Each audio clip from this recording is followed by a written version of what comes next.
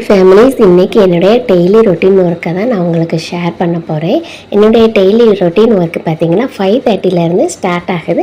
5:30க்கு prayer பண்ணுறதுக்கு நான் எந்திரிச்சிருவேன். பசங்களும் 2 பசங்களும் எந்திரிச்சிருவாங்க. எந்திரிச்சு என் கூட பார்த்திங்கன்னா ஃபஜ்ரு ப்ரேயர் வந்து நாங்கள் வீட்டிலே தொழுதுக்குறோம். தொழுதுட்டு 6 o'clock பார்த்திங்கன்னா அவங்களுக்கு டீ ரெடி பண்ணலாம் அப்படின்ட்டு தான் நான் கிச்சனுக்குள்ளே வந்தேன். ஏன்னா நம்ம வந்து காலையில் அவங்களுக்கு டீ எல்லாம் ரெடி பண்ணிவிட்டு 6:30க்கு அரபி மதரசாவுக்கு வந்து கிளம்பி போயிடுவாங்க. அது கிளம்பி போகிறதுக்குள்ளே அவங்கள ஸ்கூலுக்கு எப்படி ரெடி பண்ணணுமோ யூனிஃபார்ம் போட்டு அடுத்து அவங்களுக்கு நல்லா தலையெல்லாம் கட்டி நீட்டாக அனுப்பி விட்டுருவேன். 6:30க்கு என்னுடைய அந்த ஒர்க்கு வந்து முடிஞ்சிடும். அந்த 6 மணிலேருந்து 6:30க்குள்ளே பார்த்திங்கன்னா அவங்களுக்கு டீ கொடுத்து ஸ்கூலுக்கு கிளம்புற மாதிரி கிளம்பிடணும். ஏன்னா அவங்க மதரசா போயிட்டு வர்ற டைம் பார்த்திங்கன்னா 7:30 ஆயிரும். 7:30க்கு வந்து பார்த்திங்கன்னா சாப்பிட்டு காலை சாப்பாடு முடிச்சுட்டு பார்த்திங்கன்னா 8 o'clock கிளம்பி போயிடுவாங்க. 8 o'clock வேன் வந்துடும். அதுக்குள்ளே நான் அவங்களுக்கு எல்லாமே ப்ரிப்பேர் பண்ணி கொடுத்துக்கிறணும். காலையில் பார்த்திங்கன்னா அவங்க வந்து டெய்லி டீ எடுத்துக்கிற மாட்டாங்க. ஏன்னா டீக்கு பதிலாக பார்த்திங்கன்னா தேயிலை டீ தான் நான் கொடுப்பேன். ஏன்னா 2 month ஆச்சு டீ வந்து ஸ்டாப் பண்ணி. அதே மாதிரி எனக்கும் பார்த்திங்கன்னா கருஞ்சீரகம், வெந்தயம், ஓமம் அந்த மிக்சிங் பவுடர் தான் நான் காலையில் ஒரு டீக்கு பதிலாக நான் வந்து எடுத்துக்கிடுவேன். காலையிலையும் ஈவினிங் அதுதான் எடுத்துக்கிடுவேன். கடைசி குட்டி பாப்பாவுக்கு பார்த்திங்கன்னா பால் வந்து நான் எடுத்திருக்கேன். பால் வந்து குட்டி பாப்பாவுக்கு கொடுப்பேன். பால் கொடுக்கும்போது பார்த்திங்கன்னா லைட்டாக நீங்கள் ஏலக்காய் சேர்த்துக்கிறது ரொம்பவே நல்லது. சளி பிடிக்காத மணமாகவும் இருக்கும். வயிற்றுக்கு ரொம்ப நல்லது. ஜீரண சக்தியும் கொடுக்கும். அதே மாதிரி கொண்டக்கடலை நான் நனைய போட்டு வச்சுருக்கேன். கொண்டக்கடலை நைட்டு தூங்குறதுக்கு முன்னாடி நைட்டு நனைய போட்டு வச்சுருந்தேன். காலையில் பிரேக்ஃபாஸ்ட்டாக சாப்பிட்றதுக்கு நைட்டே ஊற வச்சா தான் காலையில் ரெடி பண்ணுறதுக்கு ஈஸியாக இருக்கும் அப்படின்ட்டு காலை சாப்பாடு இதுதான். கொண்டக்கடலை நம்ம ரெடி பண்ணுவோம் அப்படின்ட்டு நனைய போட்டு வச்சாச்சு. அடுத்து பார்த்திங்கன்னா 11 o'clock வந்து ஸ்நாக்ஸ் டைம் ஏதாச்சும் சாப்பிடலாம் அப்படின்ட்டு கருப்பு முந்திரியை வந்து நான் நனைய வச்சுருக்கேன். நைட்டு வந்து 2மே ஊற வச்சுருந்தேன். காலையில் 11 o'clock இல்லைன்னா ஈவினிங் அந்த மாதிரி டயத்தில் வந்து நம்ம சாப்பிடலாம், ஒரு ஸ்நாக்ஸ்க்காக எடுத்துக்கலாம் அப்படின்ட்டு கருப்பு முந்திரியை வந்து நான் நனைய போட்டிருக்கேன். நிறைய லேடிஸ் வந்து பிஃபோர் மேரேஜ் ரொம்ப ஹாப்பியாக இருந்திருப்போம். ஸ்கூல் லைஃப்பும் சரி, காலேஜ் லைஃப்பும் சரி ரொம்பவே ஹாப்பியாக என்ஜாய்மெண்ட்டாக இருக்கும்.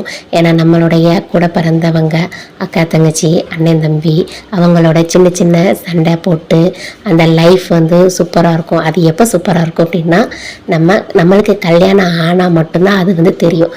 கல்யாணம் ஆகிறதுக்கு முன்னாடி அண்ணன் தம்பிகிட்ட சண்டை போடுறது, அக்கா தங்கச்சிட்ட சண்டை போடுறது அது ஒரு பெருசாக வந்து ஒரு ஃபீலிங்காக தெரியாது. கல்யாணம் நம்மளுக்கு எப்போ ஆச்சோ நம்ம வந்து அந்த சண்டை போட்டதெல்லாம் நம்ம வந்து ஞாபகமாக வச்சுருப்போம். நம்ம அண்ணன் தம்பிகிட்ட இப்படிலாம் சண்டை போட்டோம், அக்கா தங்கச்சிட்ட இப்படிலாம் சண்டை போட்டோம். அது வந்து சந்தோஷமாக நம்ம வந்து சிரிச்சுக்கிட்டு அந்த நினைவுகளை வந்து நினைக்கிறது பார்த்திங்கன்னா கல்யாணத்துக்கு பிறகு தான். ஏன்னா கல்யாணத்துக்கு பிறகு வந்து நிறைய கமிட்மெண்ட்டில் நம்ம உள்ளே போவோம். என்னடா லைஃப் அப்படின்ட்டு. கல்யாணம் முடித்து கொஞ்ச நாள் வந்து லைஃப் வந்து சூப்பராக இருக்கும். ஏன்னா நம்மளுக்கு வந்து எதுவுமே இருக்காது. ஹஸ்பண்ட் அண்ட் ஒய்ஃப் மட்டும்தான் இருப்பாங்க. அதுக்கடுத்து கொஞ்ச நாள் கழித்து தான் பார்த்திங்கன்னா நம்மளுக்குன்னு ஒரு கிட்டு வந்து வருவாங்க. கிட்டு வந்த பிறகு நம்மளுக்கு நிறைய ரெஸ்பான்சிபிலிட்டி வந்து வரும். ரெஸ்பான்சிபிலிட்டி வரும்போது நம்ம வந்து ஓகே நம்மளுக்கு இந்த கமிட்மெண்ட்லாம் நம்மளுக்கு இருக்குது, இதை எப்படி வந்து நம்ம கரெக்டாக வந்து ஒரு வேலை கொண்டு போகலாம் அப்படின்ட்டு ஒரு சில பேருக்கு வந்து தெரியவே செய்யாது. ஏன்னா கல்யாணம் முடிஞ்சு ஃப்ரெஷ்ஷாக அந்த கப்பல் வந்து இருப்பாங்க. ஒரு சில பேருக்கு வந்து வீட்டில் வந்து பெரியவங்க வந்து நல்லா மெச்சூரிட்டியாக இருந்தாங்கன்னா அவங்க வந்து சொல்லுவாங்க இப்படி இருக்கணும், இப்படி இருக்கக்கூடாது, இந்த மாதிரி இருந்தால் தான் நல்லது அப்படின்ட்டு. வீட்டில் இருக்க பெரியவங்க வந்து அவங்களுடைய எக்ஸ்பீரியன்ஸை வந்து ஷேர் பண்ணும்போது நம்ம நியூ கப்பல்ஸ் வந்து அதை வந்து கரெக்டான வேலை வந்து கொண்டு போகிறது ரொம்பவே நல்லது. ஒரு சில வீட்டில் பார்த்திங்கன்னா அந்த பெரியவங்க வந்து கரெக்டான கைடன்ஸ் வந்து இருக்கவே இருக்காது. ஒரு சில பேருக்கு வந்து கிடைக்கவும் செய்யாது. ஏன்னா அந்த எக்ஸ்பீரியன்ஸ் பர்சன் வந்து பெரியவங்க வந்து அவ்வளோவா மெச்சூரிட்டி இருக்காது. ஒரு சில பேர் வீட்டில் தான் அந்த மெச்சூரிட்டி இருக்கும். மெச்சூரிட்டி இருந்தால் கண்டிப்பாக அந்த மாதிரி பெரியவங்களை வந்து யாருமே வந்து மிஸ் பண்ணிடாதீங்க. ஏன்னா நம்மளுக்கு வந்து வீட்டில் பெரியவங்க இருக்கிறது 1000 டீச்சருக்கு வந்து சமம். ஏன்னா அவங்களுடைய எக்ஸ்பீரியன்ஸை தான் நம்மளுக்கு வந்து ஷேர் பண்ணுவாங்க. கல்யாணம் முடிஞ்சிருச்சு, அடுத்து வந்து நீ இப்படி இருக்கணும்டா அப்படின்ட்டு அவங்க ஒன்று ஒன்றா நம்மளுக்கு வந்து மூவ் பண்ணுவாங்க. ஆனால் ஒரு சில பசங்களும் சரி பொண்ணுங்களும் சரி, என்னடா இவங்க வந்து எப்போ பார்த்தாலும் ஒன்று ஒன்றா சொல்லிக்கிட்டே இருக்காங்களே, ரொம்பவே போர் அடிக்குது அப்படின்னு நினைப்பாங்க. வீட்டில் இருக்க பசங்க என்ன நினைப்பாங்க, அப்பா அம்மா ஏதாச்சும் நம்மளுக்கு அட்வைஸ் பண்ணும்போது இவங்க இப்படித்தான் எப்போ பார்த்தாலும் இப்படி தான் சொல்லிக்கிட்டே இருப்பாங்க அப்படின்ட்டு நம்ம சொல்லுவோம்.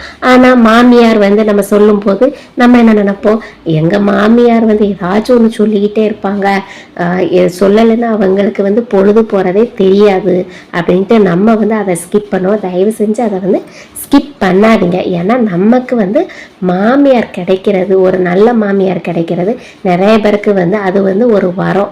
ஏன்னா ஒரு மாமியார் வந்து நம்மளுக்கு இந்த மாதிரி இருக்கணும் வைக்கணும் அப்படின்ட்டு ஒரு சில மாமியார் வந்து சொல்லுவாங்க. அப்படி சொல்லும்போது அது வந்து நம்மளுக்கு கரெக்டான வேயா இருக்கா அப்படின்ட்டு மட்டும்தான் நம்ம திங்க் பண்ணணுமே தவிர அவங்க ஏன் இப்படி சொல்கிறாங்க, நம்மளை குறை சொல்கிறாங்க அப்படின்ட்டு எதுவுமே நினைக்காதீங்க. ஏன்னா நம்மளுக்கு சொல்லும்போது அவங்களுடைய லைஃப்பில், ஏன்னா அவங்க பார்த்துருப்பாங்க, அவங்க கல்யாணம் முடிஞ்சு ஒரு 30 இயர்ஸ் 40 இயர்ஸ் வந்து எக்ஸ்பீரியன்ஸில் இருப்பாங்க. அவங்க லைஃப்பில் வந்து என்னென்ன மாதிரி ஸ்ட்ரகிள்ஸ் வந்து மீட் பண்ணாங்க அப்படின்ட்டு அதை தான் நம்மளுக்கு வந்து ஒன்று ஒன்றா சொல்லி தராங்களே தவிர அவங்க நம்மளை குறை சொல்கிறதா நம்ம நினைக்கவே கூடாது. அப்படி நினச்சிடாதீங்க. அப்படி நினச்சாலே கண்டிப்பாக லைஃப்பில் வந்து அந்த ஃபேமிலியில் ஒரு வந்து பிரேக் தான் விழுமே தவிர அது வந்து ஹாப்பியாலாம் அமையாது. ஒரு பெரியவங்க வந்து நம்மளுக்கு சொல்கிறாங்க அப்படின்னா அது ப்ளஸ்ஸாக தான் நம்ம எடுத்துக்கிறணும். ஆனால் அது வந்து நிறைய பேர் வந்து நெகட்டிவாக எடுப்பாங்க, இவங்களை நம்மளை குறை சொல்கிறாங்க அப்படின்ட்டு.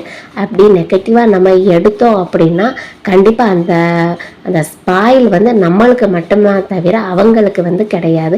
அதே மாதிரி ஒரு சில அப்பாக்கள்லாம் பார்த்திங்கன்னா நிறைய அட்வைஸ் வந்து பண்ணுவாங்க. அந்த அட்வைஸ் பண்ணும்போது பார்த்திங்கன்னா நீங்கள் வந்து அதை லைஃப்பில் வந்து அப்ளை பண்ணிக்கோங்க.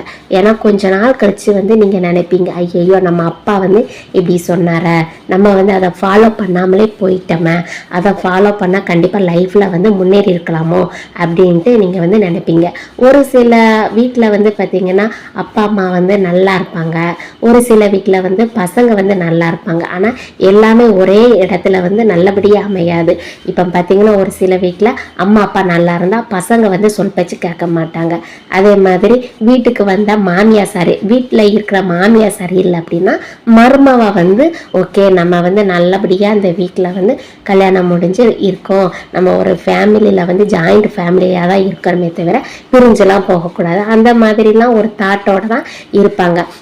அப்படி நினச்சிக்கிட்டே இருக்கையிலே பார்த்திங்கன்னா யாராவது ஒரு பர்சன் பார்த்திங்கன்னா வீட்டில் ஃபேமிலியில் அவங்களுக்குள்ளே ஏதாச்சும் ஒரு பிரச்சனையை வந்து உண்டாக்கிடுவாங்க. வீட்டில் இருக்கவங்க கரெக்டாக இருந்தாலும் வெளியில் இருக்கவங்க பார்த்திங்கன்னா வீட்டில் எல்லாருமே ஒத்துமையாக இருக்காங்க அப்படின்ட்டு நினச்சி ஏதாச்சும் ஒரு சண்டையை வந்து மூட்டிடுவாங்க.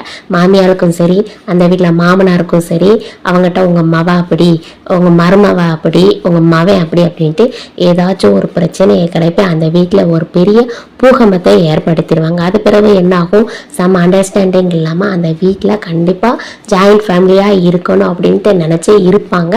ஆனால் பார்த்திங்கன்னா வெளியில் இருக்கிறவங்க பிரச்சனை ஏற்படுத்திக்கிட்டு இருக்கிறதுனால வீட்டில் வந்து ஒரு பிரேக் தான் விழும். பிரேக் விழுந்து அவங்க என்ன செய்வாங்க, ஓகே நம்ம வந்து இங்கே இருந்தால் கண்டிப்பாக சண்டை தான் வரும் அப்படின்ட்டு அவங்க என்ன செய்வாங்க, கொஞ்ச நாள் பிரிஞ்சிருப்போம் அப்படின்ட்டு பிரிஞ்சிருவாங்க. இதுதாங்க ஒரு வீட்டில் வந்து ஒரு நல்ல மாமியாரும் சரி மருமகளும் சரி அப்பா மகன் இவங்களுடைய பாண்டிங்லாம் பார்த்திங்கன்னா ஒரு கரெக்டாக வந்து இருக்கணும், ஒரு கரெக்டான அண்டர்ஸ்டாண்டிங்கில் இருக்கணும். நிறைய பேர் வந்து இப்போ உள்ள காலத்தில் பார்த்திங்கன்னா நிறைய பேர் வந்து தனியாக தான் ஃபேமிலியை வந்து ரன் பண்ணுறாங்க. ஒரு ஜாயிண்ட் ஃபேமிலியாக இருக்கணுமே அப்படின்ட்டு யாருமே நினைக்கிறது இல்லை.